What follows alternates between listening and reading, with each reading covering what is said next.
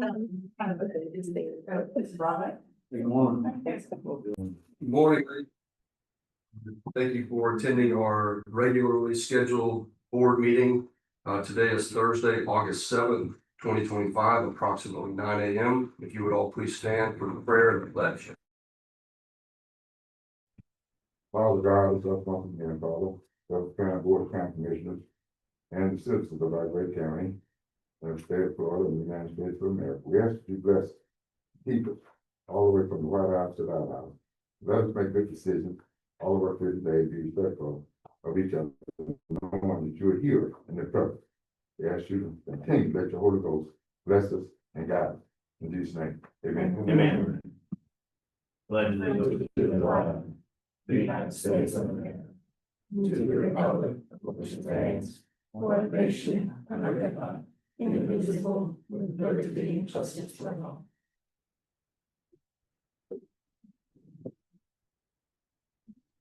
All right, before I ask for a motion to approve the agenda, you may staff, council, No, sir. very good, board. All right, I've entertained a motion Board motion to approve. Second. Thank you, Commissioner Paul. In favor of the agenda, raise your right hand, say aye. Aye. All opposed, say no. All right, we're moving right into public announcements, presentations, and awards. Do we have any this morning? No, sir. All right. Moves us to citizens' request agenda items. I have two right here. Yes. Miss Nita Howard. If you're, and if you don't have something filled out after these two go, I'll open. So, but yeah, yes, ma'am. Yeah. And just name and address for the record before you start too. And to that little green button is lit up on the microphone. Mr. Chair, I made mention of it at the beginning of the meeting too, but I know Commissioner Weiss saw, is he trying to zoom in or anything? I just wanted to. Yes, he says he's on. I'm here. It's sketchy. It's sketchy service where I'm at, but I'm here. Yeah, move to accept the online voting from Commissioner White. We have a motion to allow Commissioner White to participate today, and a second. Call to a vote. All in favor, raise your right hand, say aye. Aye. All opposed, say no. All right, Commissioner White, they just joined. Thank you. Thank you, sir. You there? Yes, sir. Thank you, Commissioner. All right, we will move right here to Miss Nita Howard. Hello, my name is Nita Howard, it's stated. I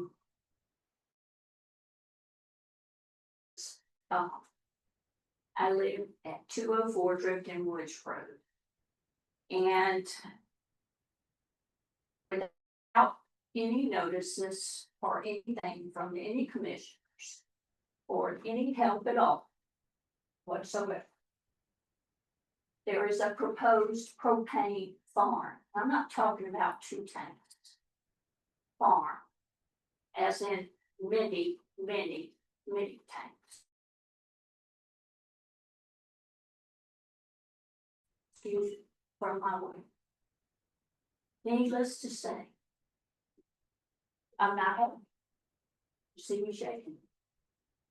My life is in danger. My family's life is in danger.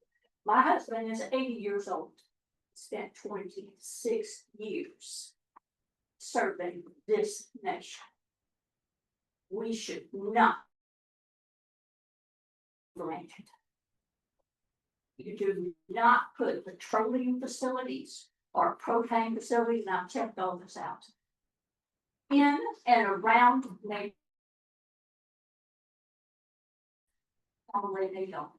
If this facility couldn't go beside Texas Hill neighborhood, then it cannot go beside Drifton Woods and Vista. I have had a vote. I vote. Propane tanks, when they explode, just one spark, as we all know, because half here in Monticello, it hurt people. It burned somebody really, really bad. If one spark hit that tank, from my house and my well. About 400 feet from my front door.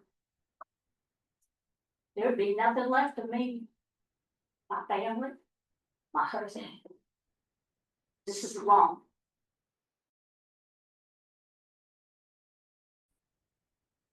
Y'all have the permitting ability in this county. I expect each and every one of you to take notice of what has happened. Now, second part of this.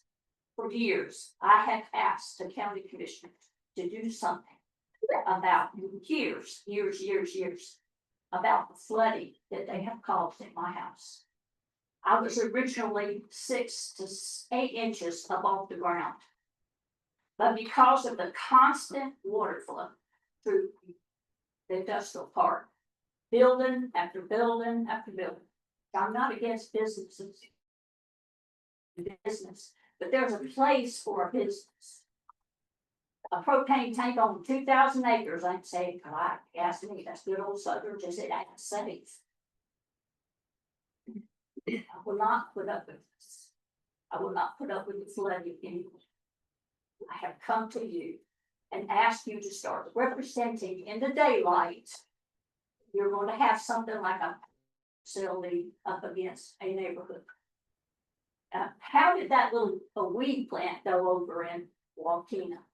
You go past there, you can get high. How did that go over?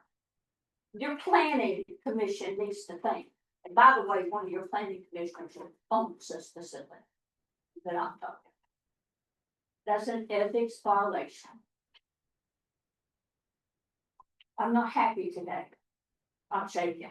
70 years old and I shouldn't have to be up there doing anything.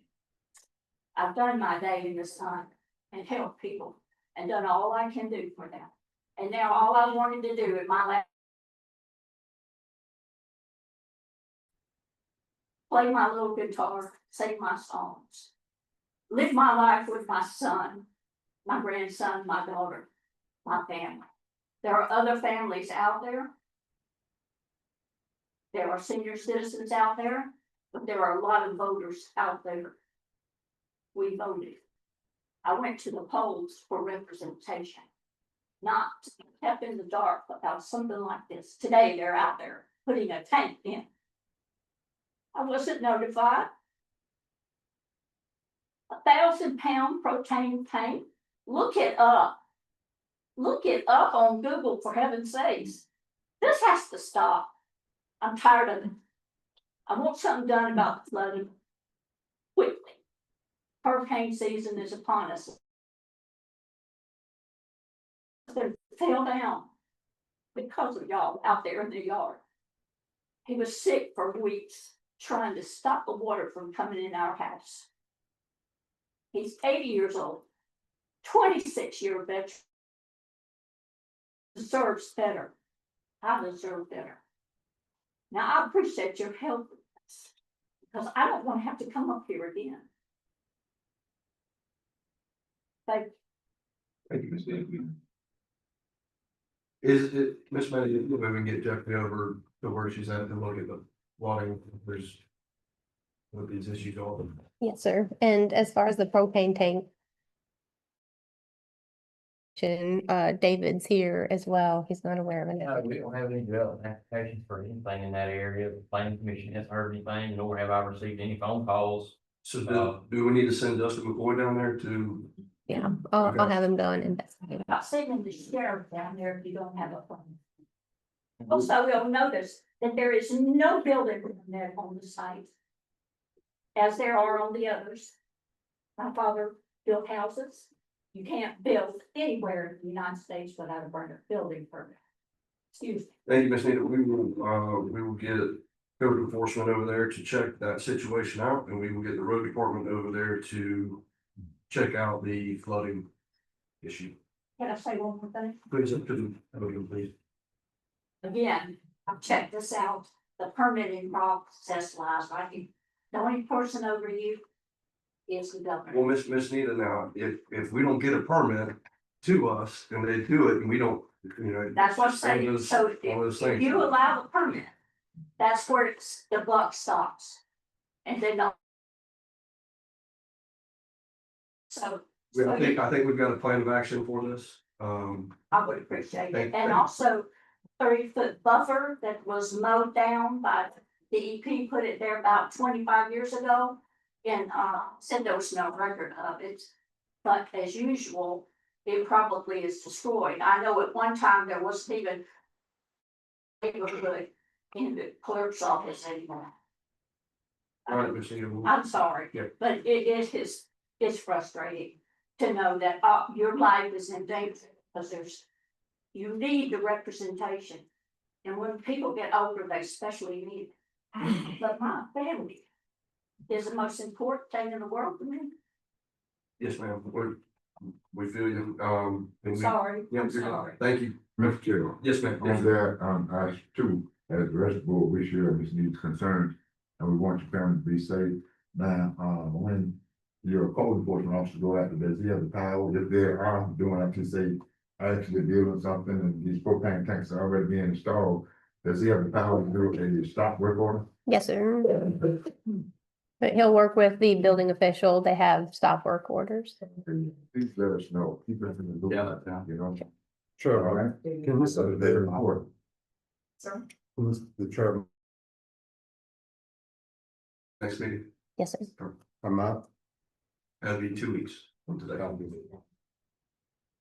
All right. Mr. Arun Kundra.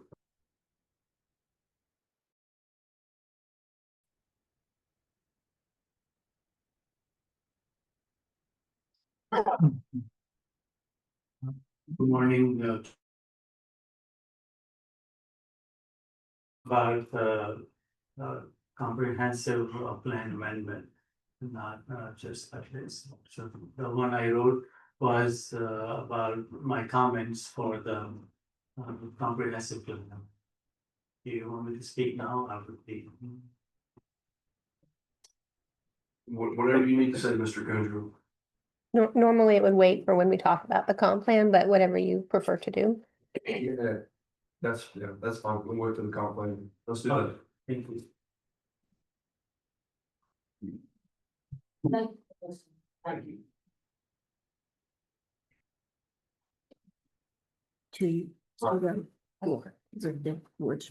Citizens request an input on non-agenda items.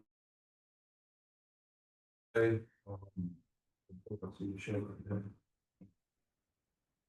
Good morning, John Broadway, 287 Nash Road. Something I want to bring up, I remember seeing this meetings and meetings ago, and this kind of has to do with, the land swap stuff, and I guess I'm gonna I might ramble a little bit, but I'm trying to keep in my 3 minutes. So in a small county, right, we have personal and business entanglements. It always can happen, right? We're a small county. And so you as commissioners, right, who do you represent? And you even said it in your prayer. We represent the people of Jefferson County. It's also people of our district. And to me, if I was, you're making decisions, whether in a business, your family, or in this case, the board, to me, what are those decisions based on? Does it benefit Jefferson County? Does it benefit the citizens in my district? Does it benefit, as a whole, or does it prevent harm? But your decisions are right, fiscal in nature, budget decisions, policy decisions.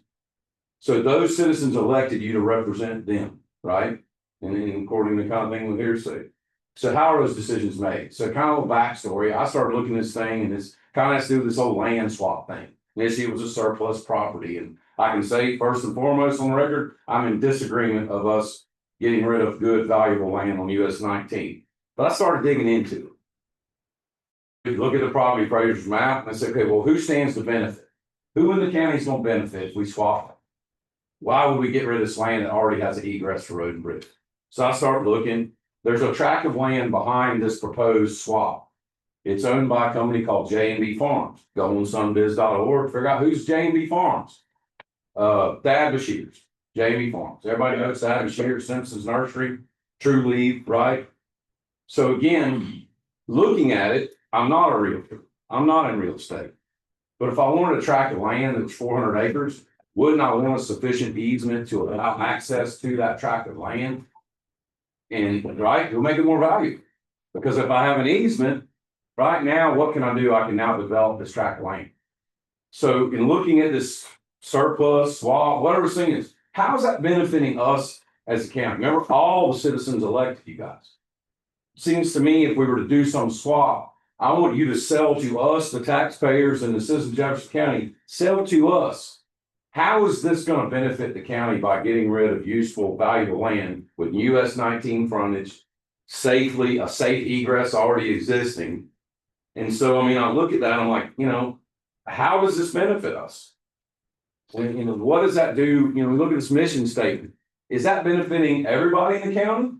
Or is it possibly benefiting one entity in the county? And I think that should look at gauging a decision. And I think right now, if we're already pursuing some surveying or whatever I've heard, in these meeting minutes, why are we wasting or spending money to evaluate something that I think the root decision is, does this benefit the county? Does it benefit the citizens in your district, JT, Ben's district? Anybody? How does that benefit the whole county? For us to get rid of that tract of land and go to something else. Sell it to us. And I think it should be explored before we spend money, time, and resources looking at some kind of land deal. Show us how it's going to benefit everybody. To me, what it would benefit is one entity, if that is how it's going to go down. And I don't know what the plan is, right? But I think it needs to be out in the open as how is this going to benefit everybody here in the county? And I think everybody here might agree. Is that going to benefit you? Is my vote any more valuable or less valuable than any one other person? It shouldn't. And so I think those decisions they've made. The other item, may or may not be on the agenda, and I'll just go ahead and say it, regarding management, right? Mismanagement or management. You look at Webster, management is to control or direct. Okay. When I think about that, I look at y'all, we'll talk about it in a little bit. Why was that person allowed to resign? Why aren't they terminated? You guys got businesses, owners of businesses, managers. Who makes the hiring and firing decisions in a business? The people in your office. Why wasn't that decision? Why was that done by Ms. Meddy? Why wasn't she directed by the attorney to terminate that employee? My kids do something wrong, there's a consequence. She did something wrong and there's a consequence. Allowed to resign, you got a clean slate, she can another job, right? So I think that to me is looking at that management. I know by my previous comments where I stand with Ms. Meddy, and I think it needs to be evaluated after we had the last meeting where what are the next steps? Besides an evaluation and wherever it's going to happen in the fall, what are our next steps to watch and manage the duties of our manager, but also to evaluate the skill set? Because I look back at some statute and the recommendations by the legislature about a county administrator, and it specifically said in there experience in managing. This is a millions of dollar budget that we manage here.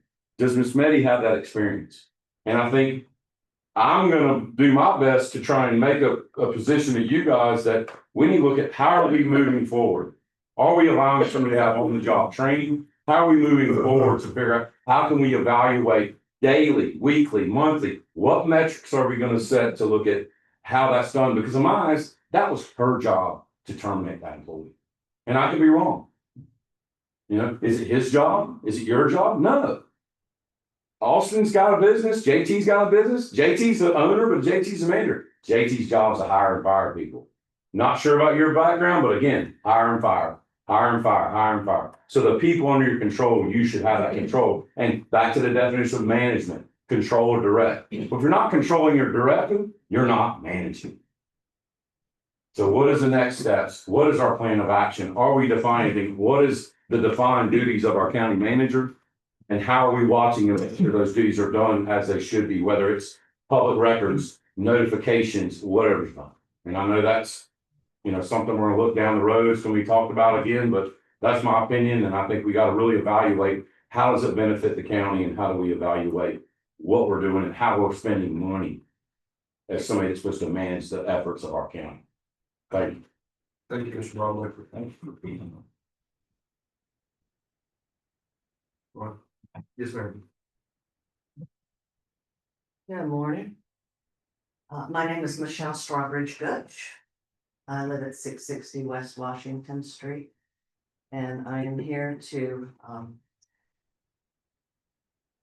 ask you all, I've sent 5 emails last Sunday concerning the placement of the Thomas Jefferson statue on our courthouse steps. And as of this morning, I have not received a response from any of you, and glad I'm following this gentleman because, again, I feel like things are being done in the dark. We're not being, we're not being properly informed. Things are not transparent as they should be. The problem that I'm having with the statue is that it seems that one political party was notified that the statue was being placed. And I've done a bunch of research and I've read a lot of articles. And unfortunately, Shannon, your name is the only one that was in print as being the person in charge of logistics. I was also told that Trey was notified well in advance. And it was supposedly supposed to be kept secret for security purposes. I'm guessing for the governor, since he was gonna be here. But what about all of us citizens that live here that would have liked to have been there to see it happen? We had to resort to Facebook, and I will say, Katrina Richardson, vice mayor, is my, one of my neighbors. And I did ask her on 2 occasions now how she was informed of it. This is not right. You all are supposed to represent every one of us. Every one of us. We all vote. We all have a voice in this county. Please tell me who told all the people in that crowd that it was gonna be there. That's what I wanna know. Anybody? I think that, I think I found out maybe 24, 36 hours before it happened. If that makes you feel any better. No, it was a high security. Right, You have the governor come into an exposed, open venue where there's not tons of security. That would be my only goes the mine. explanation for you, but, Right. it was maybe 24 hours before I found out, but maybe I don't know who found out what time. It travels everywhere. okay, but I want an answer. But does he inform everybody of everything? Yeah. There. Hang on, hey, wait a second, guys. Let's keep this. Mhm. Mr. Mayor, Yes, sir. thank you. I got you. There were at least 50 people in the crowd there. And, you know, I'm a registered Democrat, I'm just gonna say that out loud, and I am on the executive committee, and none of us were informed of that it was gonna happen. Why? Who let the cat out of the bag? Who made the invites? Miss Michelle, I would say that if the governor's office sends specific requests to the manager's office, which I'm pretty sure is what happened, she is going to 100% abide by whatever they ask her to do, which Okay, is why we weren't notified till 24 to 36 hours beforehand. I'm sure. Sorry. Yeah, I mean, and that's fine. So- 50 other people on those steps were notified. well, I mean, the governor's office has a lot of reach to a lot of different people in the community to be able to get that message out there. And if folks start to break that and start opening up and doing whatever the governor tells them not to do, guess what the governor's gonna do next time? Probably not come here, right? I mean, it's just it's one of those things. I think it's a shame. I do have text messages where I was talking with the representative from the governor's office, asking him, when can I tell everybody? And he kept telling me, you can't, you have to wait, you can't.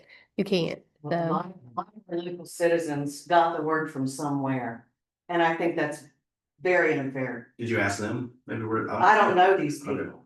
I don't know them. I've seen pictures of them on Facebook and pictures of them in the Tallahassee Democrat article. Again, had I been informed, I would have gladly been there. I'm a part of this community. And I'm representing all the Democrats. I'm representing the Republicans that didn't get invited. This is not making you all look good, and especially when you get an email and you don't follow up. I've been waiting since Sunday. None of you have responded to me. Well, I speak for myself and probably the rest of the board. We didn't have an answer. I didn't have an answer for it. Like I said, Then I you found out could- very early or very late in the game. And I'll Right. give you a little example. I have a small business right across the street from where the governor. I know where you are. And I knew the sheriff had a relationship. And I said, hey, sheriff, it would be really cool if you could just swing by my little business. I thought that would be really cool, but it was so late, they wouldn't even consider it because it was so late in the game. And we found out so late that he would maybe consider stopping by 200 feet away. So it just wasn't on his agenda that he had and let people know about, but obviously we weren't privy to that till 24 hours before the. Well, may I suggest in the future, when you get an email from a citizen in this county, you can at least respond and say, I don't know, but I will get the answer for you. I didn't know how to get the answer, but anyway, I'll scratch. At that least next time. acknowledge it Okay. next time. Thank you. Mr. Chair, Yes.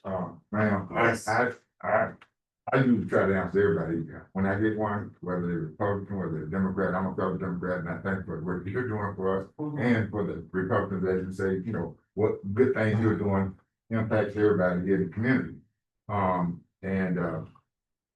I've been having some problems with my internet, you know, connection in doing these storms, but I try to check my email sometimes, and I got family member in ICU right now.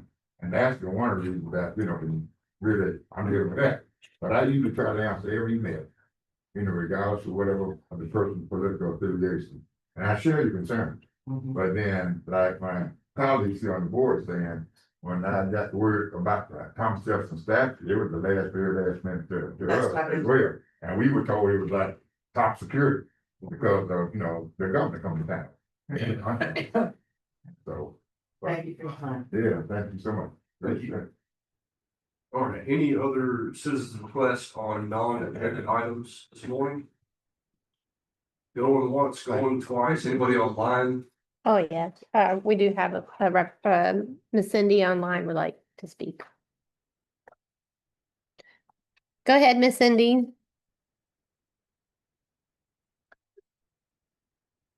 I know she said she was having trouble with her internet. Can you hear? Yes, ma'am. Yes, ma'am. Okay, so Name and address for the record, please. my name is Cindy Forehand and I live on Turney Anderson Road. The first question is, why is the county manager involved in the meeting with the attorneys this afternoon in regards to Renee Long when she was involved in the fraud and let Long resign instead of firing her as she was told to do? I don't have a meeting this afternoon with the attorneys. There's, Okay, it was on the agenda. Were you like removed from there?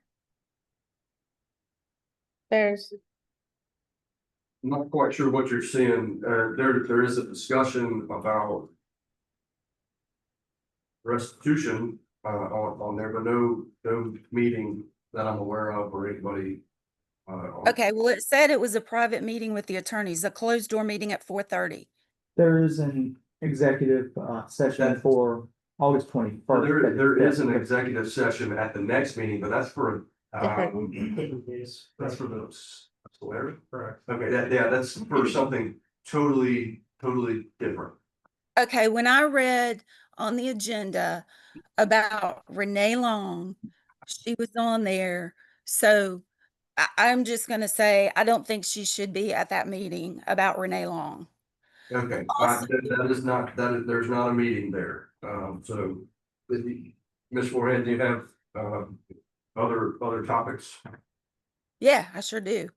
Also, to each commissioner, if you saw proof that Shannon Meddy intentionally ignored county laws, would you vote to remove her?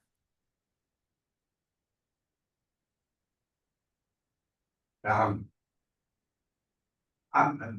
not gonna get it, I don't think it's appropriate for us to get into any kind of hypotheticals right now. There's a, pending active investigation going on. So I don't think it's appropriate for anyone on this board, council, or staff to be commenting on anything, pertaining to that issue. Okay, well, I'll tell you this. For the last 3 years, we have gone through very stressful situations because Miss Meddy decided that she was not going to enforce code and laws. So how do we present this information to the commission and to the public so that it's not swept under the rug? What you're doing right now is the channel that you have to the. And also, how do other citizens do that?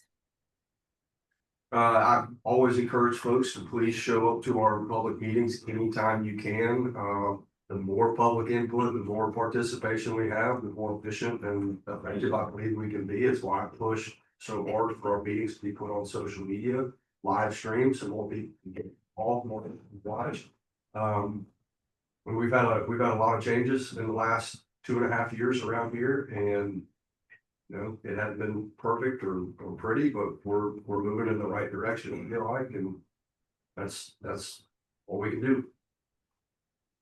Okay, so who on the board is aware that the code enforcement officer that was recently hired committed, quote, conduct unbecoming a law enforcement officer, which was in short bullying?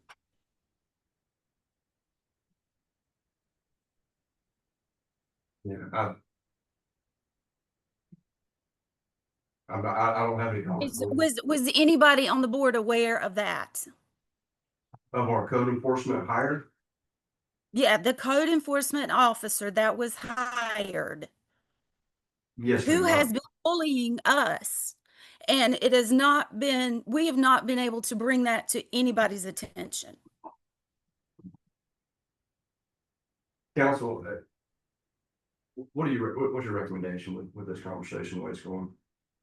So this is public comment. I just realized the opportunity for a question and answer session between the Thank you. public and, the Yeah, board. so if you have something you want to put on the agenda where we can have a discussion back and forth, we'll get with me, get with Miss Maddie, we'll get you on the agenda, an agenda item back and forth, but this public comment section really, it's not intended, like council said, for a back and forth Q&A. No, I'm not going back and forth. I'm just asking you questions. Who's aware of it? Well, it's Because not a Q- it- this definitely isn't a something Q&A. that, So we're gonna end the Q&A session right here and leave it to public comment. okay, well, okay, so the question is, how do we present the information? Because right now that's the holdup. Come to a public meeting, get with Miss Maddie and get on it. No, that don't work.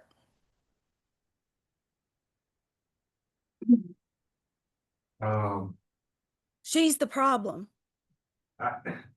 Ma'am, that's enough of that, please. You wish. I will figure out a way. So onward. Thank you. Anything else, Ms. Forehand? Oh, there's lots, but there's not time for it here. Thank you. All right, we're going to move on then. Any other citizens requesting input on non-agenda items?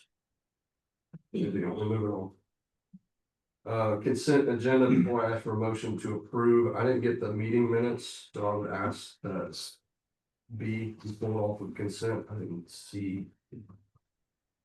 No, sir. We're still working on those. Okay, so There'll be a commitment. Yeah. Move to approve that in a minute. okay, got a motion from Commissioner Searle, second from Commissioner Granville. Thank you. Any further discussion on consent before I call it to a vote? All in favor, raise your right hand, say aye. Aye. All opposed, say no. Passes. All right, we are moving right into general business. Item A, courthouse repairs, Mr. Clark. Yes, sir. Thank you, Mr. Chairman. We just wanted to give the board an update on the process. The agenda item will kind of be twofold. Ms. Meddy will take the second part regarding the scope and the funding courthouse. But first, I would like to introduce Mr. John Costello from the Capital Strategy Group. Was our lobbyist trying to help us secure the funding, and as you all probably know, it was really tight this year to get anything from the state, but we have a great representative here, and she really did.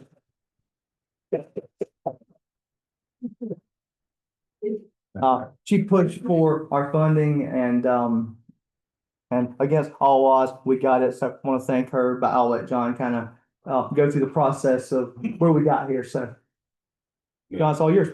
Thank you, Mr. Clerk, and Mr. Chairman and members, thank you so much for having me here. Excuse me, again, John Costello. And first, thank you for trusting me to represent the county in Tallahassee to pursue this money. As you know, we went after roughly 1.2, 1.3 million for the courthouse. We successfully were able to get 375 at the end of the day. That will come and be used along the 300,000 that you already committed. I will say that the reason that I think in a tough budget year when the executive branch was at odds with the legislative branch for quite a bit of it, and the budget did not necessarily go up like it normally does, it actually stayed level or went down in certain places.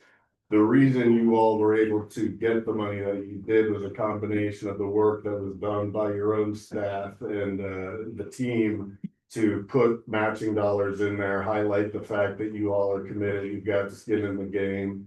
And the fact that this was not a cosmetic project, that this actually does impact the health, safety, and welfare, and your ability to do the things that you're constitutionally required to do in the county. That combined with the tenacious representation of Representative Pant, with Senator Simon, and even with the rest of your delegation, including Representative Schoaf, but not just because she's here, not just because she already got the standing O, but because she really is a bulldog at the Capitol. Mrs. Pant deserves a lot of credit for this. She in fact is, I won't belabor and bore everybody with the budget process, but it does a lot of bouncing back and forth, as we say. And the number, you kind of know you're working constantly, and then you get little snippets in time of where you actually stand. So you can be like, I feel really good, and we're at a number here, and then you do more work and it drops down, and you don't feel too good, and then you do more and it can go back up. What I will say is that Representative Pant got us to the highest level that we could have gotten to over on the House side before we dropped back down in negotiations to get to our final number. All that to be said, getting 27.5% of what you guys requested this year, you should be proud of yourselves. It was a good thing.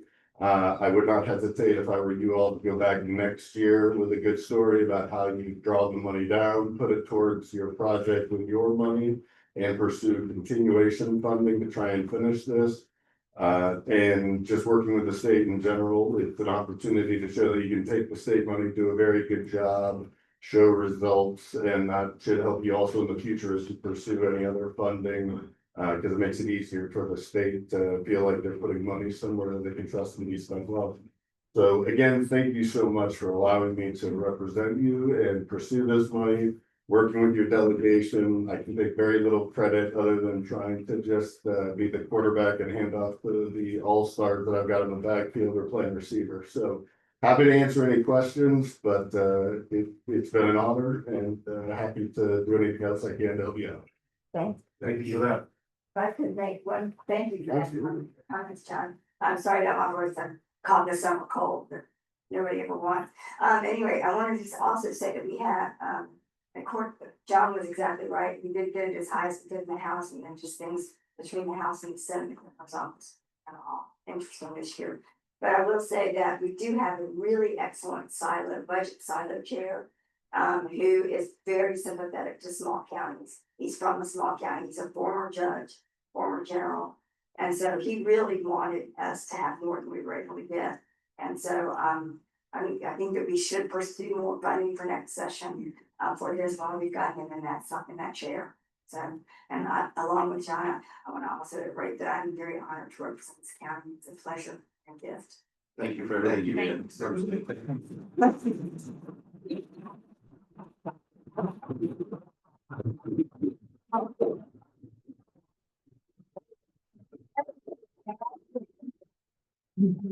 Thank you all. Thank you. Goodness. Yes, sir. If I may ask, Representative Payne and, John, that, do we get any line points because we are a small county, small rural county, fiscally constrained county?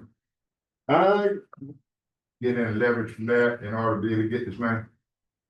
I won't say that you get any leverage from being a small county. I think that there's a general understanding that being a smaller fiscally constrained county, that it's harder to come by the money needed to do these kinds of repairs.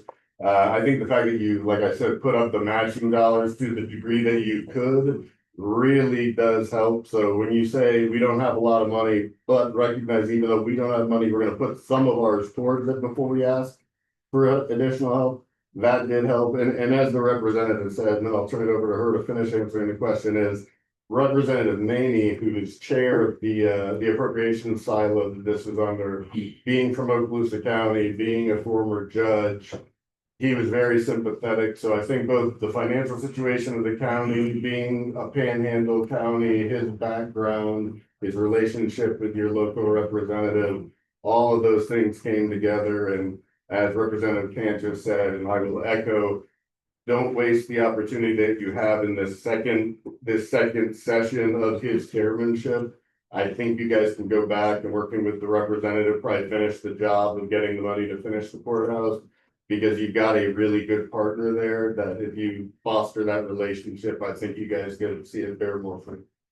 Did we get any letterhead, any, or something from small county coalition? The small county coalition's great, but they, you know, they count on each county to get their own dollars for it. That's how it works. So they kind of keep us apprised of the bigger pictures of things. And so, but it is on our shoulders to carry the ball through and cross the finish line. In respect to Representative Maney, he was very compelled by the fact that we sometimes can't even seat juries because of the rain. So when you slow justice because of weather, that is slowing justice for people who need cases handled, and he knows that as a former judge. And we talked about that quite a bit. Incidentally, on the Andrew Jackson statue unveiling, the vision of Director of Historic Preservation and Cultural Affairs with the state, that director was here that day. And she says there's grant opportunities that we should be pursuing for some of the more cosmetic changes, like our window sills and some of those other repairs that need to be, that can be done. And so I know she talked with both of you that day because I helped y'all do that. But anytime you all need a letter of support for a grant, we're always happy to provide that for you. We do that routinely. And so, you know, anything you all need, we're here for you for. Any other questions? Thank you again. Thank you. So on that note, we appreciate all the efforts. So you have a resolution that's in front of you that memorializes the efforts of Representative Tant and Senator Simon, as well as the governor for going ahead and signing it. Because from my understanding, not very many small counties received funds for something like our courthouse. So it just kind of memorializes our appreciation to all of them. And then, so that's your resolution. And I also have an ask of y'all of how much you want to match. So the clerk has told us about how he has invested our funds, and we have some money that we could kick in addition to. If we leave it just as it is, we have about 350,000 that we can kick in, or sorry, 375 from the state and another 130 from us from insurance, which would put us at 505,000 to go towards this project, and that'll cover the roof and the ceiling in the courtroom, but it's not going to necessarily cover everything. But the clerk said we have about 350,000 from investments that we can put towards continuing to make the efforts of, you know, fixing our courthouse. And so that'll put us at a total of 855,000 to put towards this project. And that would include the roof, sealing the envelope so everything quits leaking, and as well as the ceiling in the courtroom. So I just need direction from you all on if that's how you would like to spend some of those investment funds, or if we want to just leave it. And just clarification, that's not the entire interest. Roughly by the end of the year, it'll break over $500,000. We're just being conservative.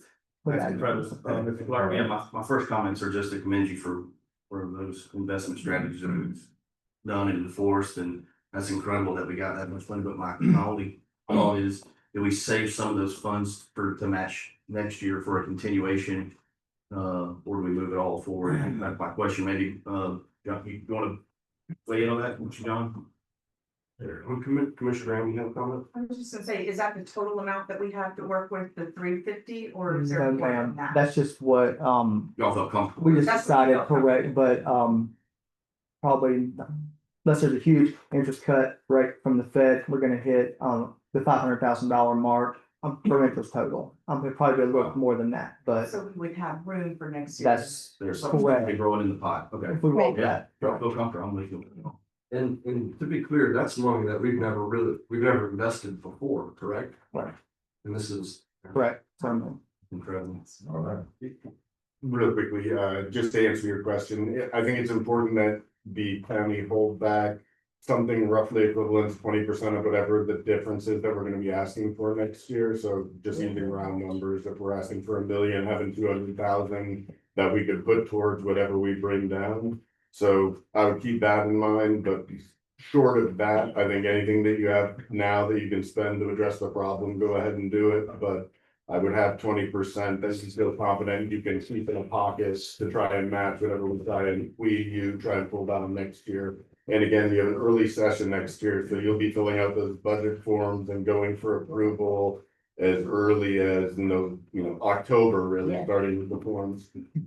Good, I'm good with that. Yeah, we all know the shape of the courtroom, the courthouse, and but we just appreciate everybody's efforts on this, and I'm good. Do we need a motion on this? Yes. Yes. I need a motion to approve the resolution as well as deciding how much you want to put towards the courthouse, whether you want to do the, Also, state. Oh, yeah. Court's grading, we Yes. approved it as well as it just. Second on the resolution. So we do We do each it one one, you can do individually. them all at once, that's Okay. totally fine. Commissioner Hall, did your motion just the resolution, or was it the 3 items that were just mentioned, I think? Waiting for council. It's fine to do them all at once, so I think the other 2 would be the, approving the grant agreement, and then also giving direction to the county manager to use the full amount of the, actually, you all discussed, and I imagine that'll be coming back with a formal, budget amendment to formalize that in the future, correct? You're talking about the 855, right? I'm offering the motion that he just stated. Yeah, amended second to include all 3. I have a motion from Commissioner Paul and a second from Commissioner Searles.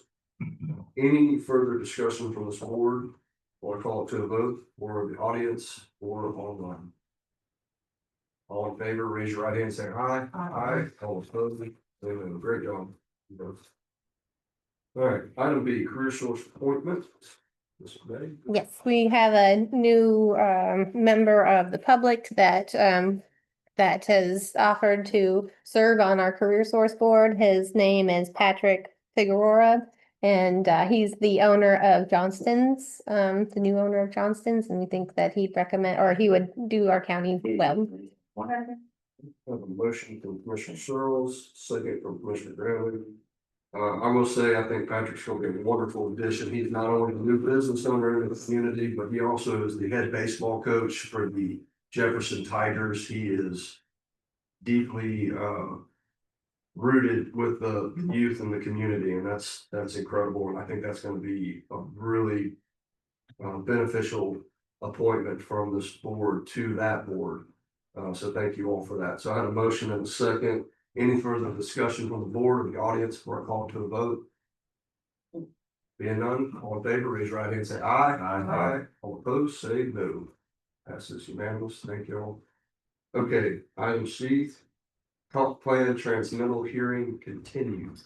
Thank you, Mr. Chairman. So as you all know, at the last board meeting, the board considered the revised comprehensive plan and conducted the first public hearing involving request to transmit to the state for their comments.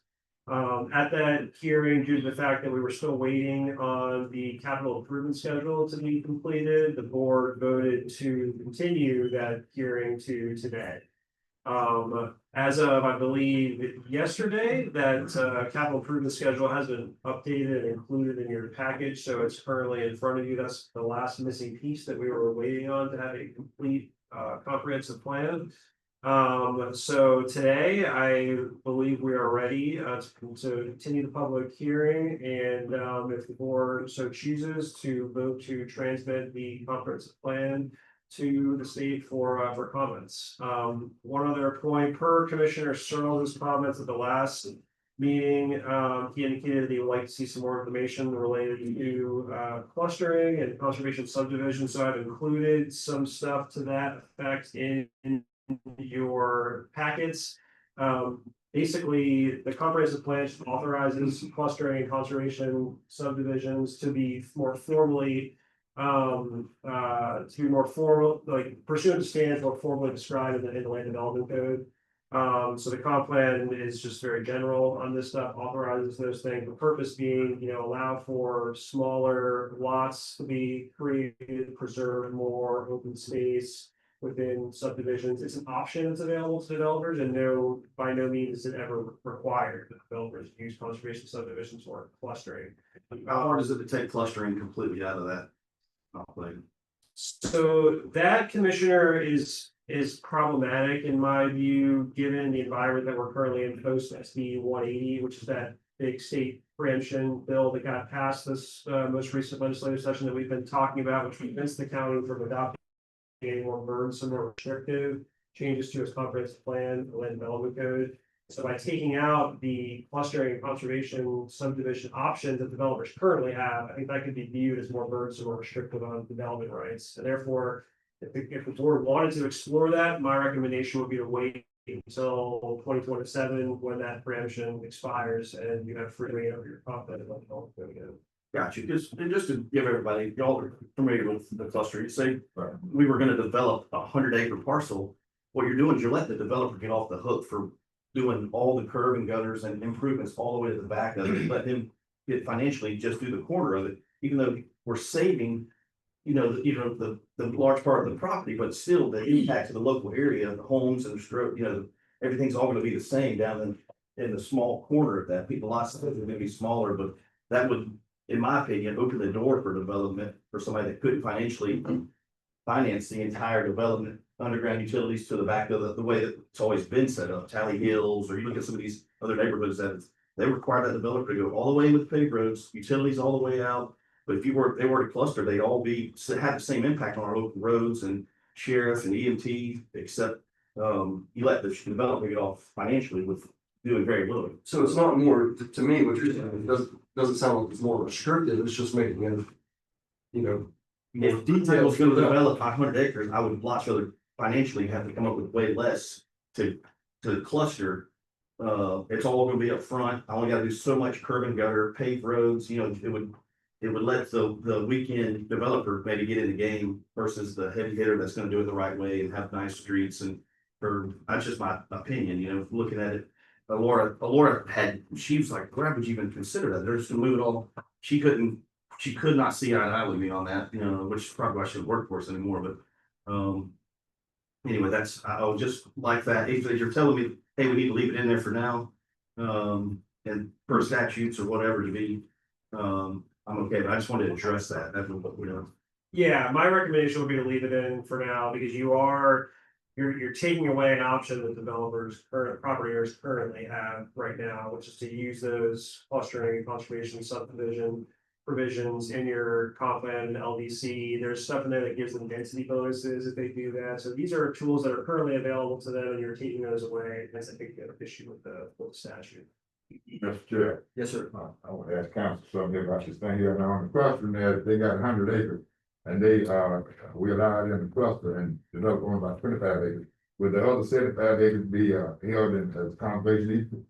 Yeah, or something akin to a conservation easement yes, that preserves it as open space. But yeah, typically I've looked at a few of these, and what they'll do is the landowner will retain the rights to that and lease it to a cattle farmer or whatever, so the residents don't get to use that. He's still benefiting from not having to develop this whole property, So several scenarios like that, but they're not all, some of them will have trails, but like I said, it really gets the developer off the hook financially from having to do it like everybody else has always done, put the whole streetlights, curb, gutter, all the way through the entire property and making a neighborhood versus they get to condense them all down to one little tight. So you can put cattle. They can put cattle or whatever they, or whatever you want to raise. there's some examples of that nearby. Okay. The sanctuary subdivision off of 59 is an example of a Yeah, conservation. he's still raising timber on that, the owner. And the tower, I think that's there is also part of them. That's a tricky one, because I do, I like the idea of, 100 acres, you put them on 30 acres and you leave 70 for the corridor, which is what the mural was about, our relationship with the corridor foundation, all timbers. I mean, that's what they were highlighting. So, I mean, I get both sides of it, but I tend to lean towards the leaving that open space, you know, if they're doing timber or cattle or whatever it is. It leaves it open, it leaves it wild, it leaves it in the corridor, in my opinion. No, it is such a kind of a tit for tat, you know, there's a lot of scenarios. And then what that only thing, what scares me is it just lets some guys that would normally, or developers that would normally not have the wherewithal to start developing, you know, they could come up and finance these little mini subdivisions real easy. You know, I would love to find some teeth. You know, that's what I'm asking, and Laura could not, because, you know, with this clustering things, it would just open the door for a lot more people to cluster, because they can financially support a little tiny, the improvements it would require. So I would love to see some sort of, but that's still all got to go through planning and come across this board, right? Correct. But at the end of the day, it would still be the same amount of houses on the tract, 100 acres, right? So Yeah, it would be the same amount, but but it opens the door for somebody to do that financially normally wouldn't do a big, nice development to do several little ones, because he's only got to do, you know, a couple 100 feet of paved road versus a quarter mile of paved road. And the other piece for that is who manages the open space? Does the developer keep the open space? Do you now have the HOA that's supposed to manage the open space? So that piece needs to be figured out if that's a thing, or do we require them to put it into a conservation easement so that way that there's someone managing that space? Because HOAs, you know, they can be difficult. We know all about that. sometimes. Yeah. So, but it's just food for thought. But I just wanted to put it out there. That's something that needs to be considered, that we just start seeing these little cluster subdivisions popping up where, you know, here and there. no, that's a tough one, because like I said, I mean, do you want 20 houses spread over 100 acres, or do you want 20 houses on 20 acres and then 80 open space, but then who manages? Right, and then what I'm saying is, so that guy he sold all of his lots and did really well and only had to put a little bit of improvements. Now he goes to the next 100 acres and puts 20 more because he can afford it. But he still left 80. He still left 80, right? Wow. But now you have 40 houses on 200 acres that, if, you know, the big developer would have just developed slowly, and everybody can afford, you know, anyway, it's a touchy thing. We need to look at it further. And another piece actually is with the sanctuary. The developer lost control of it and it turned over to the bank, and then the bank turned it into two separate parcels, kind of, where you had the subdivision and then you had the open space. And luckily the same person bought all of it, and we went through the records and we saw that the area is supposed to be open space, but if somebody doesn't catch that, and then that open space, because of past history, turns into a subdivision because someone forgot or someone didn't know the history of it, that would be something to potentially be concerned about. Because the intent was to preserve it, not to, and if something bad, you know, a bank gets it, who doesn't care? They just want to make the money on it. And what about if we set a minimum of clustering, like, so they just don't take 20 acres and put, I know they still gotta hold the zoning number. Is there any teeth you can put in there? Like, hey, at least you gotta leave a certain percentage of open space. Can you put anything in there like that? Or look into it, or?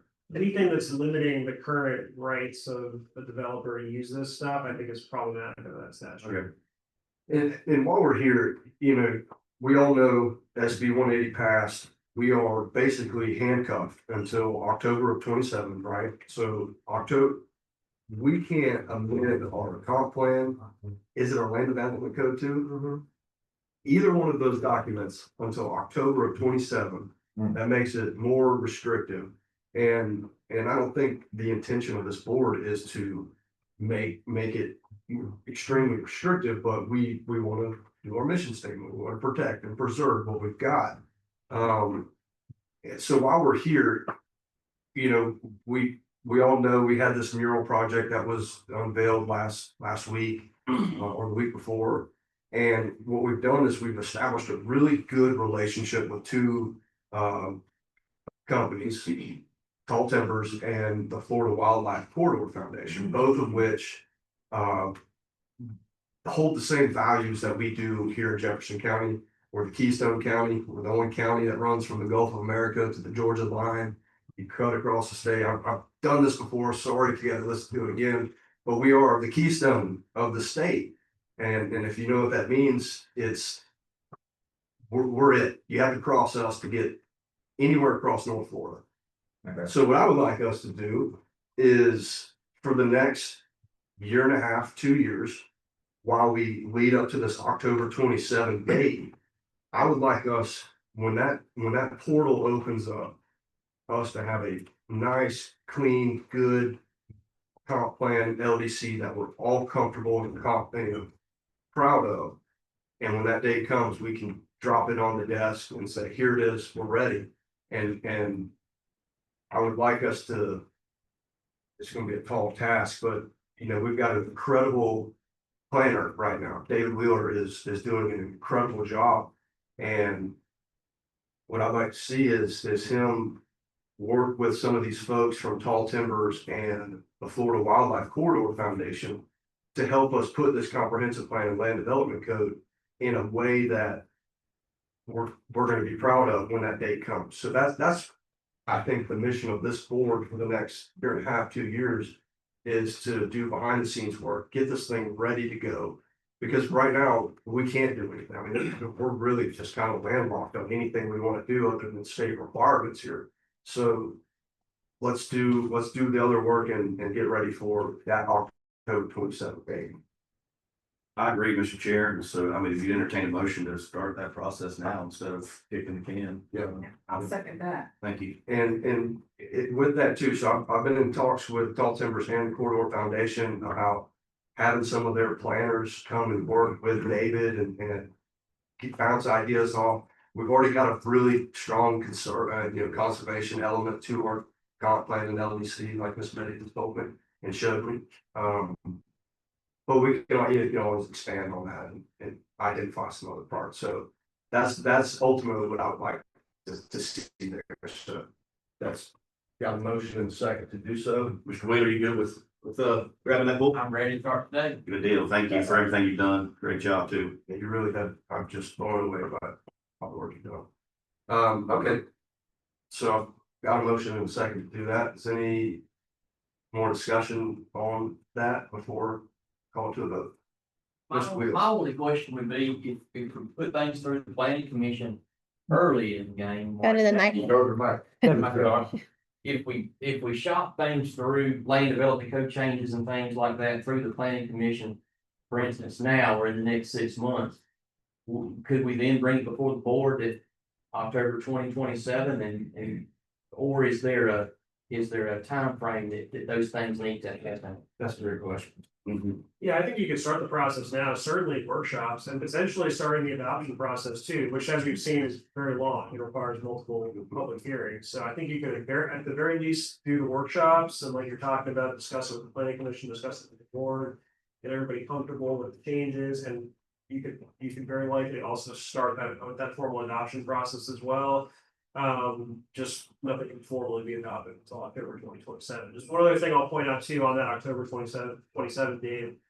SB 180 also contains provision in there that for future storms, anytime there's a future storm and the county's included in the disaster declaration area, there's a 1-year period starting as of the date of that disaster declaration, the same provision kicks in. So no more particular burdensome changes during that 1-year period. So everybody, right? So if we get a hurricane in October 26, it's still gonna be October 27, right? Yeah. But if we get a hurricane August of 27, then it's gonna be August 28. So summer of 27, everybody pray knows for us.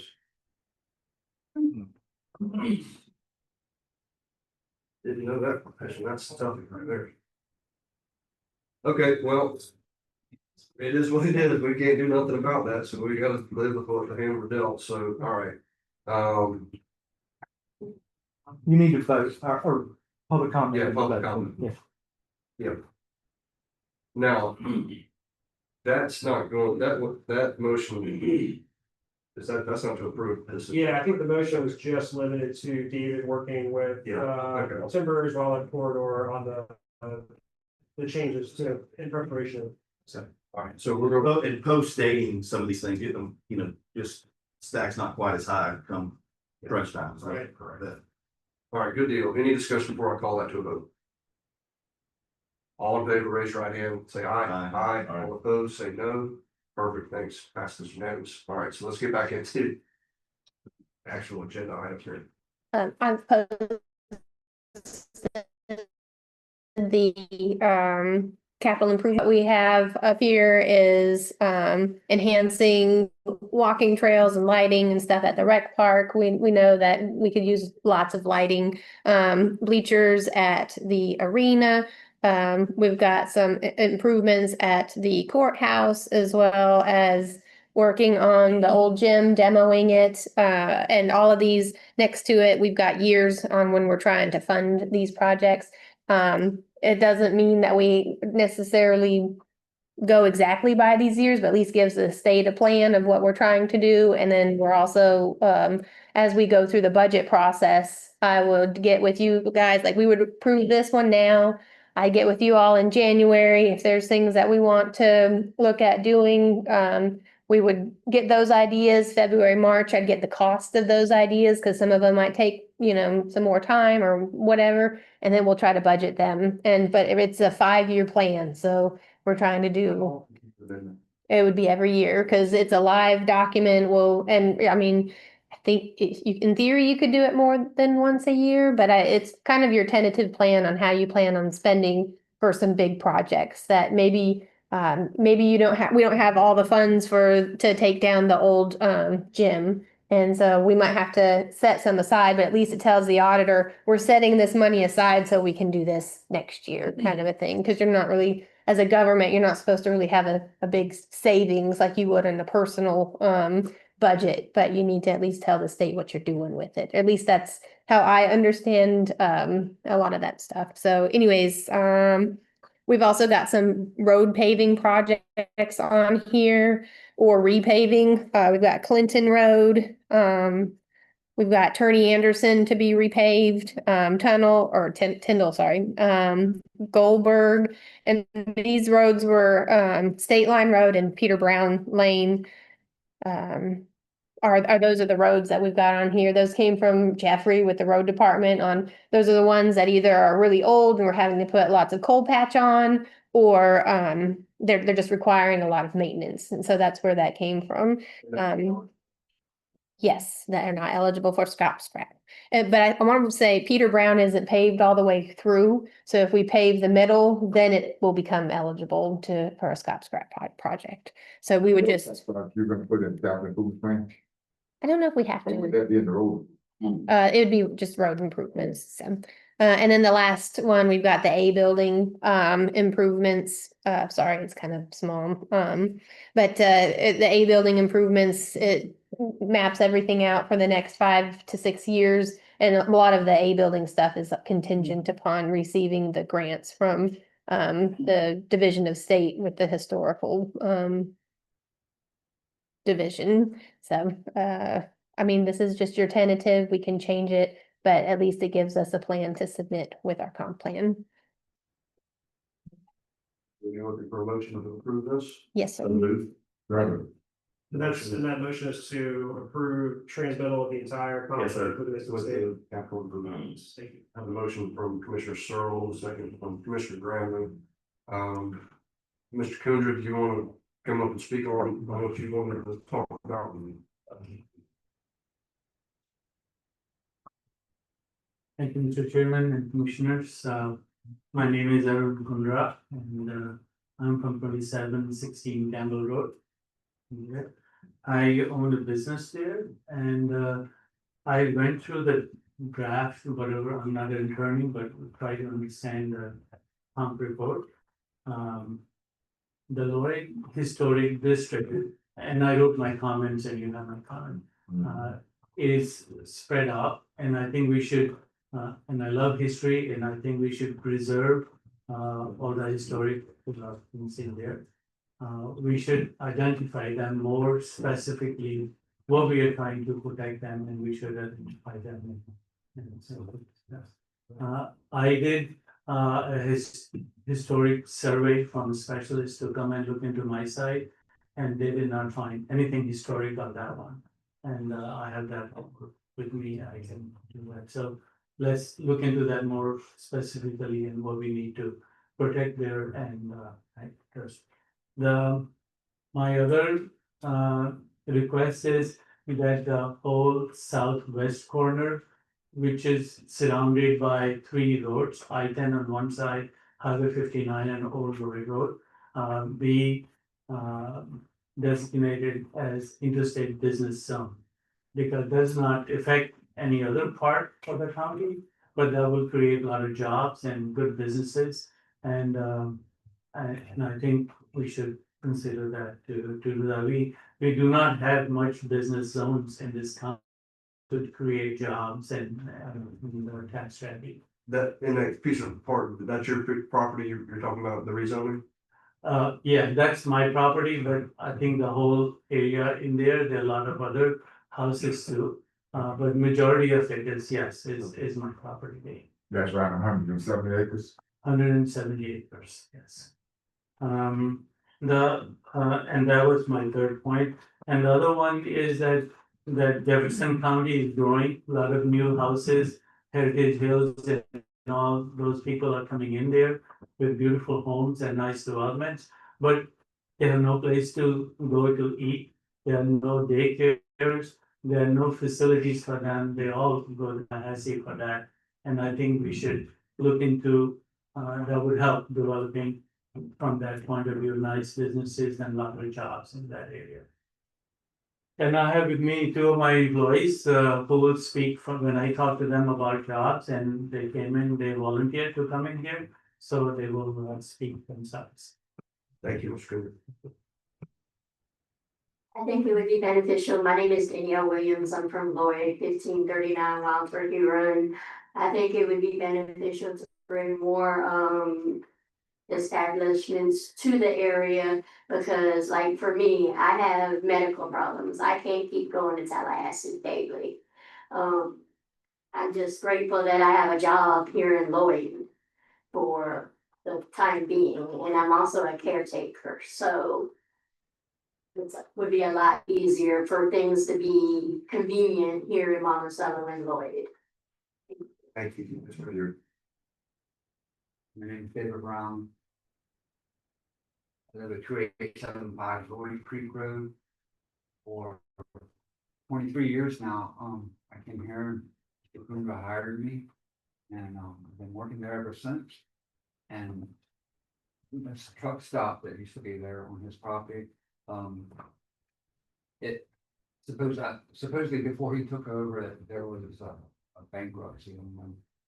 And I'm behind whatever request. And you know, like when Dixie was in the news this morning.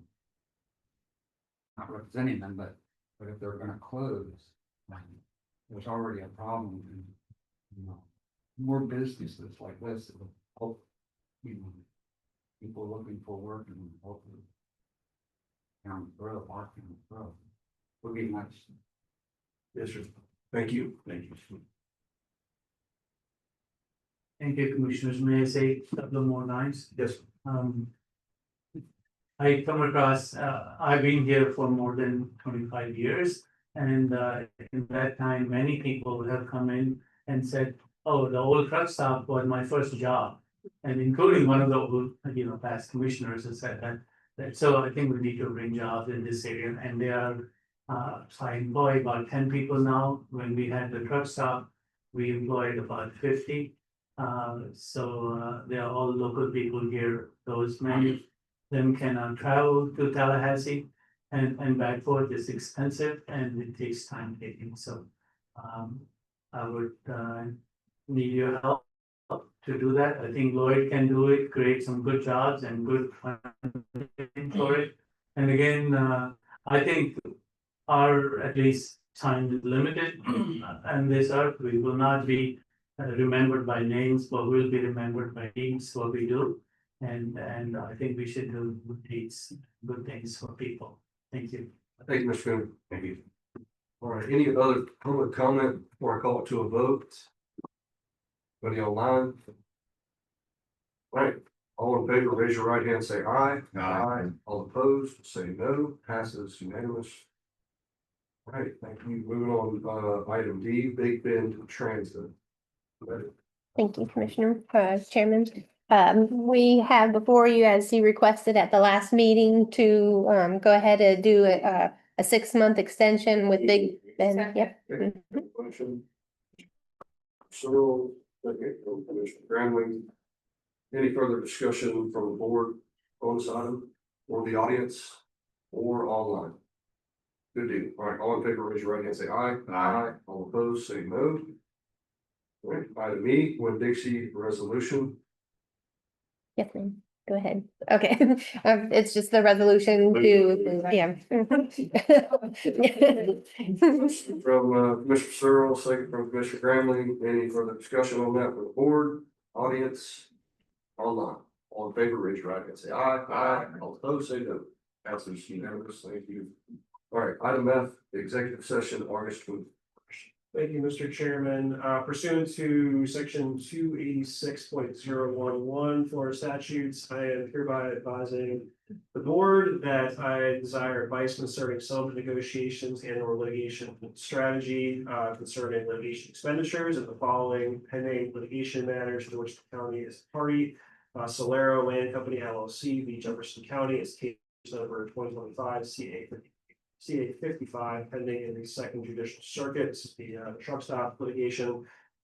This closed door executive session would be duly noticed for August 21st, 2025, beginning at 4:30 p.m. So an hour and a half before your scheduled 6 p.m. start time with a regular meeting that day, and would last approximately 1 hour. It would be held here at this location and would be attended by all 5 commissioners. County Manager Shannon Meddy, myself, and Special Litigation Counsel Bill Warner. A certified court reporter will also be present to ensure that the executive session is fully transcribed and the transcript will be made public upon conclusion of the litigation. Move to approve option 1, hold the county client executive session. Good deal. I have a motion from Commissioner Searle, second Commissioner Gramling. What time is that hearing again? Is that 4:30? 4:30. And is that one we'll need to notice, will be rolled right into regular meeting after that? Yeah, that's a good point. We can notice the regular meetings that we get. All right, it's, you got that, Ms. Meddy? Great.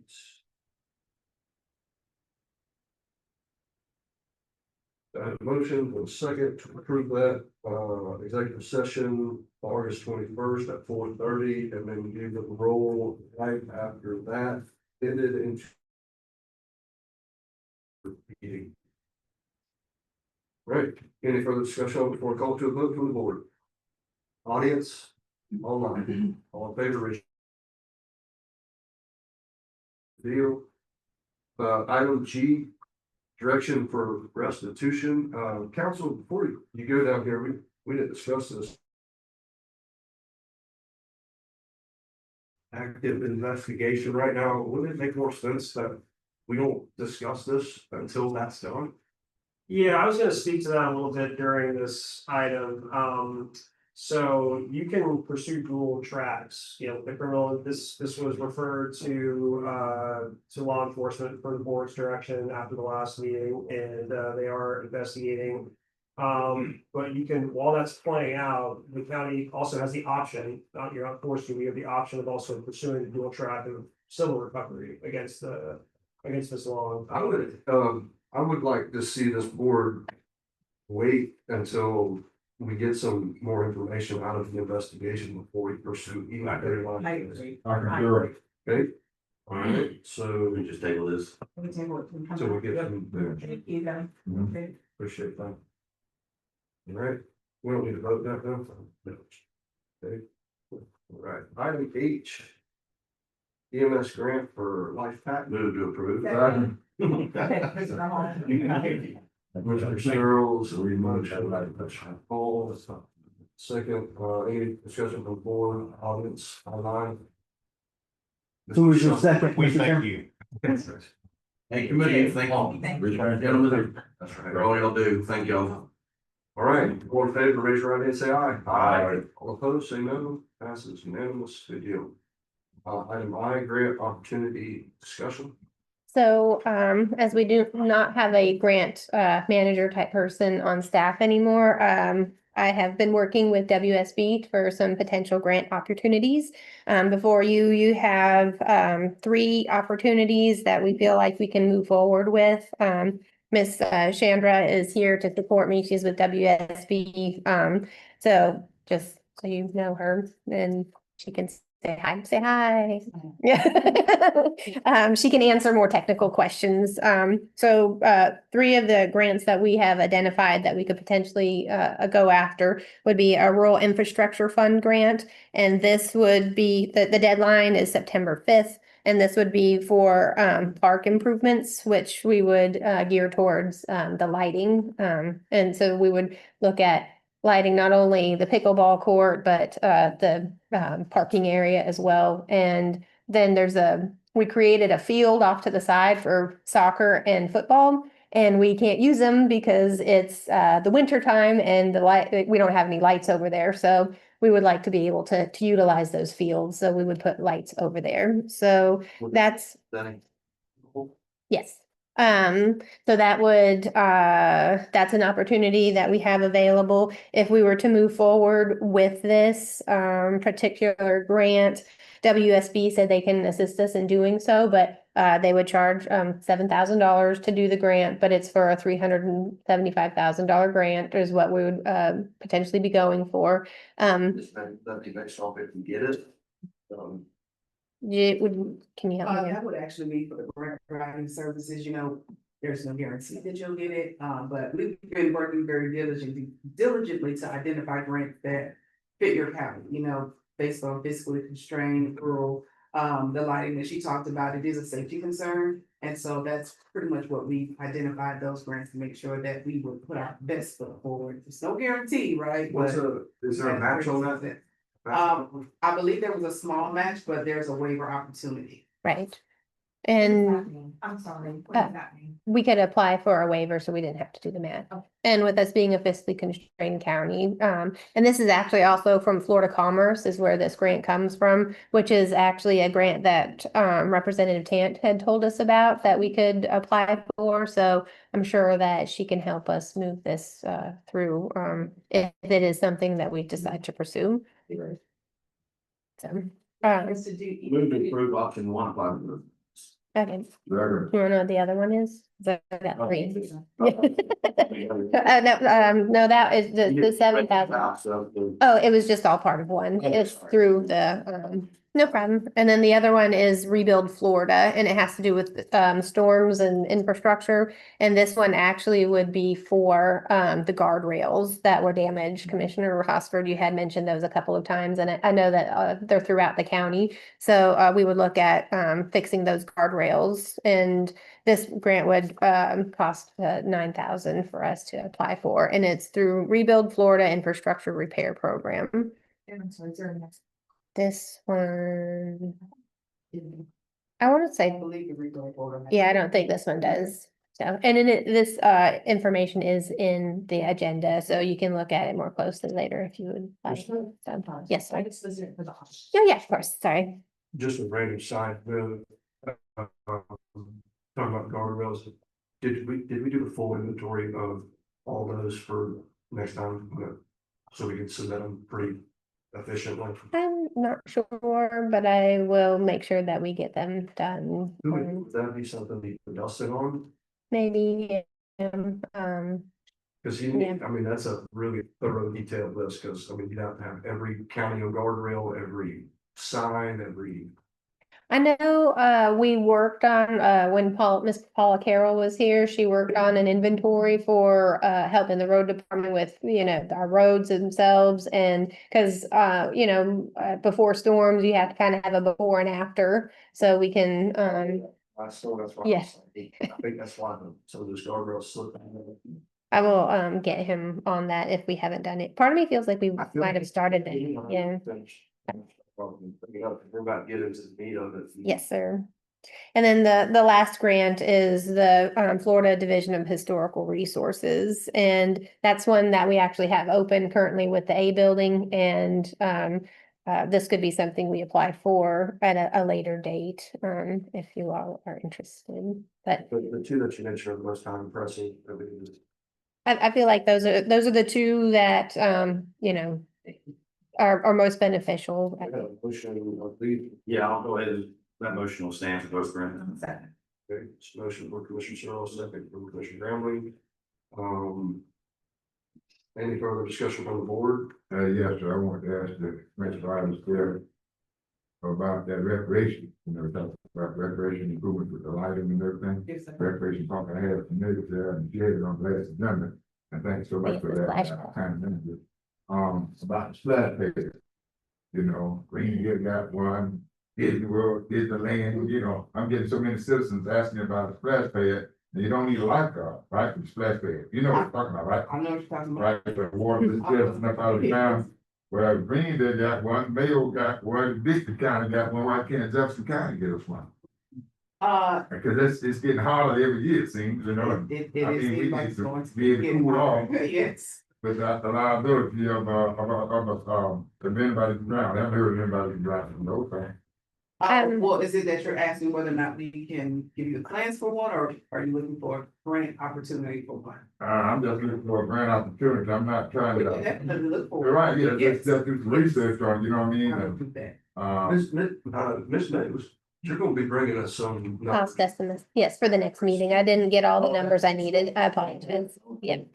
man, USDA up on Bird Apple, something, let us know. Yes, sir. All right. Thank you.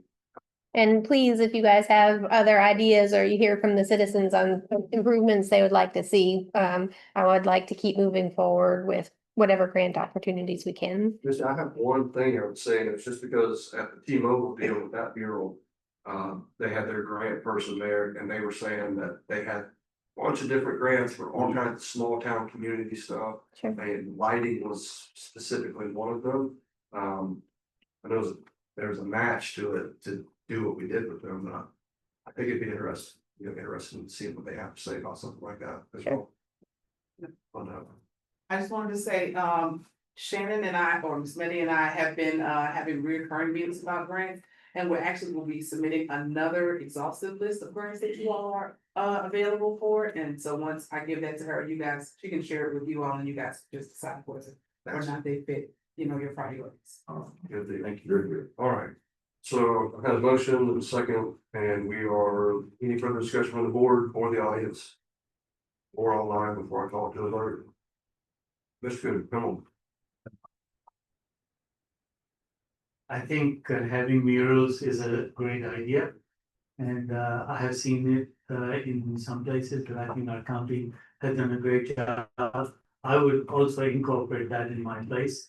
And people go crazy taking pictures in front of it. If he say, oh, this is Monticello, Jefferson County. And that's kind of a memory for them that they visited this place. So I highly recommend that. You have to know how to treat. It's not a good deal. Okay, all in favor, raise your right hand, say aye. Aye. Opposed, say no, passes unanimous. Item J, pre-approved vendor list, Mr. Close. Yes, sir. This is just, to update our vendor list that we pay, before the meetings. We've got a list right there. Got a motion. All right. And a second. I do have one question for you before y'all vote. I don't believe Conrad Yelling is on there. I know Miss Nikki and I had spoke about, that's a vendor from our rock mine that we're always buying stuff from.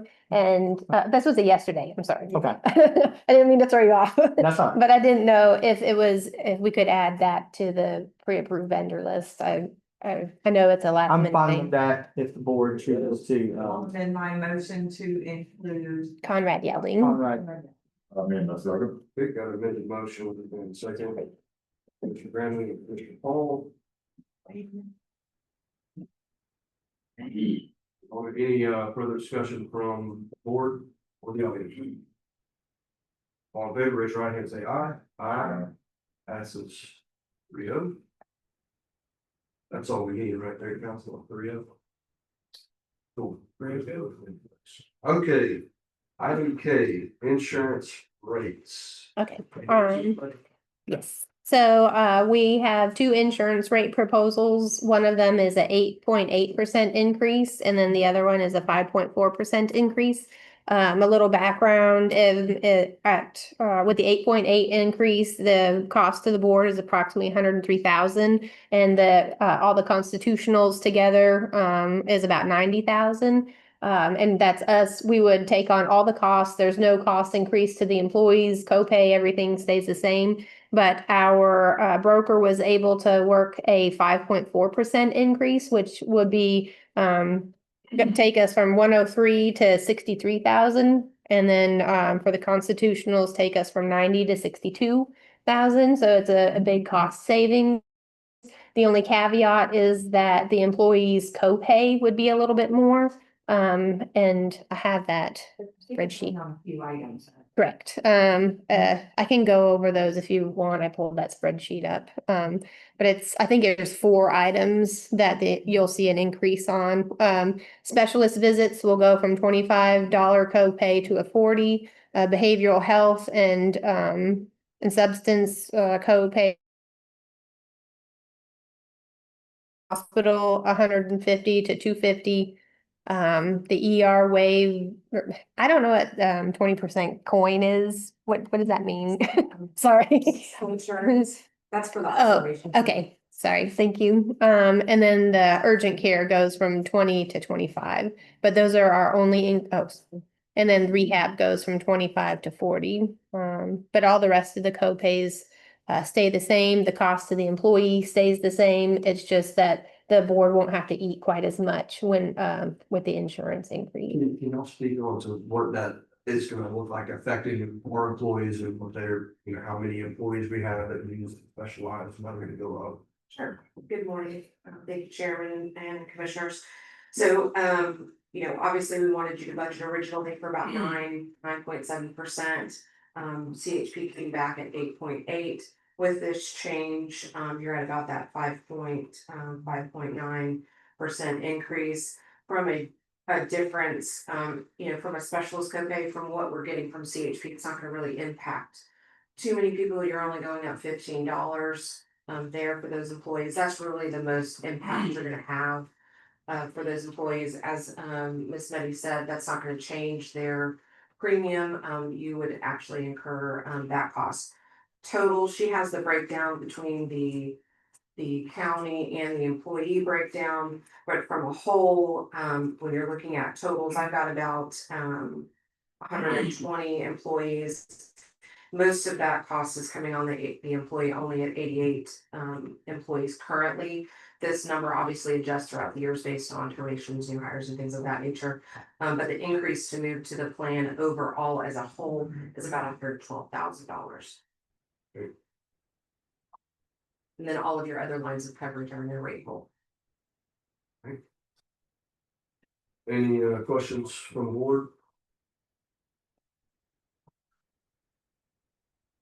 So in a nutshell, it's really gonna affect our employees when they have to go get care, correct, on the copay? Yes, am I when they right? go to the specialist. Just when they go to the specialist, instead of, a couple of them, there was $100 here or there, but That's outpatient surgery. got you. And that's a pretty big thing, and I know that's minimal, thank goodness. And so, Mr. Chair, we want to approve option 1 just because that CHP is such quality healthcare. I think this is a good thing for everybody. Taxpayers, employees, everybody. Move to approve option 1. Okay, I have a motion from Commissioner Searles, approve option 1, second from Commissioner Gramlin. Any further discussion from the board? Yes, Mr. Chair, I just wanted to ask you, when a one of our employees, become a patient and they have to go in, not just to the hospital, or to a regular doctor's visit, but if they want to go in to like patients first or whatever, other places off to the side, what's the deal with that, the copay on that? So for patients first, they're not on the CHP network, so that would be No. correct. Oh, Correct. They would have to go to CHP urgent care or CHP walk-in clinic at CMH. okay. Any further comments, questions, discussion on the board? All right, audience, online. Good deal. All in favor, raise your right hand and say aye. Aye. All opposed, say no. Thank you. Thank you. Thank you. Yep. Good deal. Mr. Clerk. Yes, sir. General business. Yeah. Thank you, Mr. Chairman. I do have a few things if you guys will indulge me today. I'd like to update the board on, the insurance deductions that I reached out to each of you on. We are currently working with all the affected employee and the constitutional officers to reconcile any incorrect deductions and resolve the benefit discrepancies. I do want to thank my finance staff back there. They've worked diligently, to the bone trying to identify this, so I just want to thank them. This issue appears to me to be the result of several simultaneous changes, including the implementation of a new benefits portal, the onboarding of new HR personnel, payroll personnel, transition to a new accounting system, and just a general lack of clarity regarding the responsibility between HR and payroll. Taken together, these factors contributed to the errors we are now working to correct. With open enrollment next month, or next month, sorry, yes, next week, from a payroll standpoint, we are going to implement a new procedure following the closure of the open enrollment. Specifically, we will print out a summary of the benefits for each employee that they have elected and ask them to review and confirm their deductions. Employees will be required to sign off on these elections to verify their accuracy. So if there is any discrepancy from the portal to what they actually signed up for, we will be able to catch it at that time before the benefits go in to effect. Second, I'd like to raise the topic of the future of human resources. As you may recall, the HR responsibilities were previously managed by the clerk's office until the fall of 2023, when they were transitioned to the county manager's office.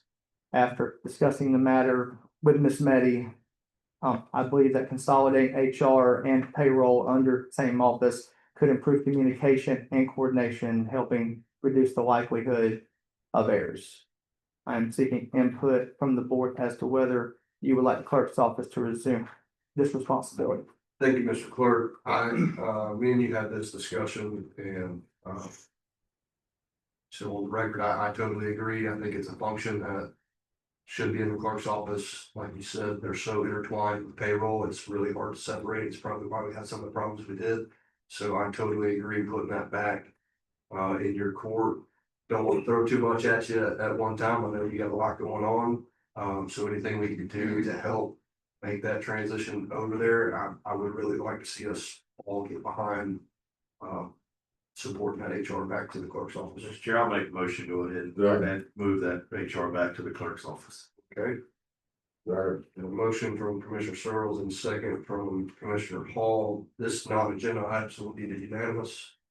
That's correct, yeah, and I imagine we're gonna need certain implementing stuff to come before you in the future to kind of effectuate this, like specifically with the personnel policies. I mean, there's stuff in there that in addition to doing sort of the more administrative ministerial stuff that HR does, like onboarding employees, dealing with benefits, dealing with payroll, all that, there's the employee discipline elements of it, being involved in the employee evaluation process, which is in my mind somewhat problematic for the clerk to be doing, as they're a separate constitutional office. So we may need to at least split out those functions. Those may come to the manager or some other person under the manager. And I'm not sure Trey is even thinking about wanting to do that stuff. It sounds like we had already discussed that it was going to be more the benefits deductions, and that the discipline evaluation would still stay. So a portion of the HR would come back to us, and then we would work out that. It sounds like you won't be waiting on the board to do it, so thank you all for, just moving along. So whatever you need to get to us, and we want to help you. Appreciate what y'all are doing, so. All right, any further discussion before I call it to a vote? Audience, board, all in favor, raise your right hand and say aye. Aye. Passes unanimous. You guys, thank you. Okay. Anything? Thank you, guys. I do have one more thing. Some of you may have seen my social media posts, but we are aware the clocks on the north and the east side of the courthouse displaying the incorrect time. We do have a technician coming out next week to review that. So thank you to all the citizens that called to let us know that. So, Hey, if you update your post, I'll be sure to share okay, thank you, ma'am. Okay, That's it, sir. thank you, sir. County engineer. We have two today. Morning, everybody. Just a few updates. We're getting close to it, getting 100% set of Boston Highway Phase 1 and 2 plans over to DOT. So that'll be hitting construction very soon. We got that certification of that guardrail on dangerous curve completed. I'll get the same over to both the JT and all commissioners and county staff. We got a work authorization sent in to Miss Maddie's office to move forward with Asheville Highway. She's gonna bring that to the next board meeting when we get going on that, but everything's going good. Don't have anything for me. No, thank you. Thanks, and y'all. Good morning, ladies and gentlemen. WSB for Sports. Mine's pretty short and sweet here this morning. North Gateway Road was great paved. I believe all the residents are happy up and down that little corridor. And also Old Boyd Road, the section that we had to do was a 180-day project. We completed 42 days. Under budget, well under time. So that's what I got. We're waiting on the next one. You guys for that? Real quick, did they get the signs up, the speed limit signs up back on Old Boyd yet? Well, the signs that were there, the speed limit signs that were there or not there, did not change. The only signs we put up were stop signs and roadway signs. There were no speed limit signs per se on that contract. Okay, I can add one. okay. Yeah, I think I had somebody call me and said, where all the speed limit signs go? I got pulled over because I didn't know how fast it was. Well, they're definitely traveling fast. Those roads are so nice. Yes, sir. Yes, absolutely. It turned out very, very nice. Okay. All right. Here's council. Nothing additional said, sure. Ready? Miss Nettie? All right, just a couple of things. The kennels, we changed the scope of work on the fencing, and we added two new gates. So we're waiting for those to come in, and when I have a date of when they're going to be installed, I will let you all know, but that's what the holdup is there. I have the pickleball court. I told you all was gonna be on this agenda, and because of the chaos of deadlines and lack of staff, I didn't make it. So we had posted an addendum that I plan to have the contract before you all at the next meeting and for an award. And I'll just go ahead and tell you now, and I don't want to tell you this, but I did speak with the contractor that for the intended award, and he said that he doesn't think he'll make the October deadline, which I apologize for that. I could only do so many things, and unfortunately that didn't make it. So, but he did say that he'll have, he think he could have it done potentially by the end of October or beginning of November, but it's not going to make the middle of October. So I sincerely apologize for that. I know we had a pickleball tournament that was planned that they wanted to use, and it is what it is, I guess. Well, we'll have it for tomorrow, festival next year. Yes, ma'am.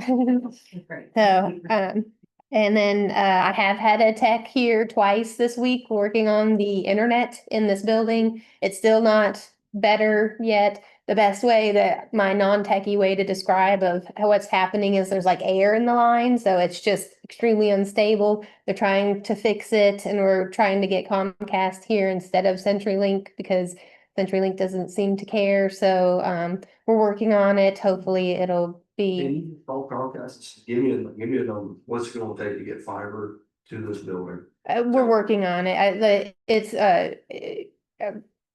don't know. I guess we're working on it with the IT and getting it installed. So, and he was here yesterday or the day before trying to get it fixed. And I've got advertised the budget officer. I've got not the HR, the deputy manager set to be advertised as well. So you all know that's going out there. I'm exploring other options of advertising, but right now it's just on our county website and in the paper locally. And then I've already told you about the splash pad, and I just wanted you all to know as well that with the Doge stuff, I know there's been a lot of conversations about things.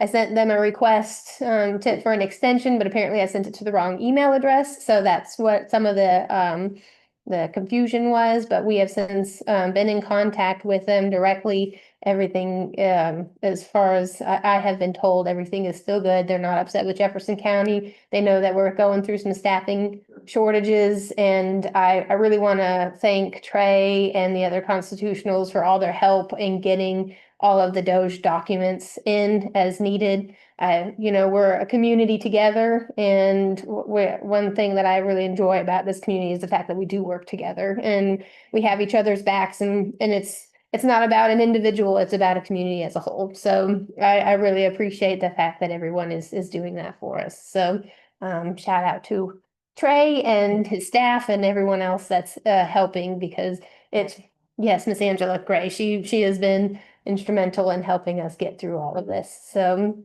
but that is all I have. Thank you. Thank you, Mr. Mayor. Commissioner Hall, I have nothing today. Commissioner Grandy, I have nothing, thank you.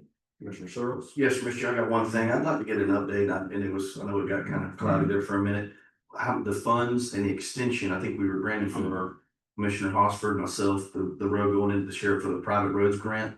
Did we get that extension? Yeah, yes, and everything has, I've gotten all the signatures back. I spoke to CW and they're getting ready to keep going again. I want to say that Deer Run will be the first one that we do, and then they'll move on to Shady Bridge, and Osceola Shores will be our last finishing. Vista. Yes, and Vista's in there as well. This year, just that. Yeah. And we couldn't do it all, but maybe just touch those hard spots Yeah. up, because we were a few signatures short, but look at the ones that we did get, just to kind of take care of some of those little sore spots. Yep, no, Take care of the ones. I think it was after Deer Run, we were able to. Okay, I think Yeah. that's too. Yeah. Yes, that's right. So, yep, you are good. We're okay with all of the proposed projects. Perfect. Good news. That's all we got. You to get property owners on Yes, that road, I think there's only like 3, maybe Right. 4. yep, I will get you that paperwork. Right, that's all I have. Good deal. Real quick, I had somebody text me, talking about the lighting at the rec park and the grants. They said the lighting on the tennis courts is Right. less than The- optimal. Yeah, the one side doesn't have lighting, I believe, so we can add that, make sure that's part of the grant.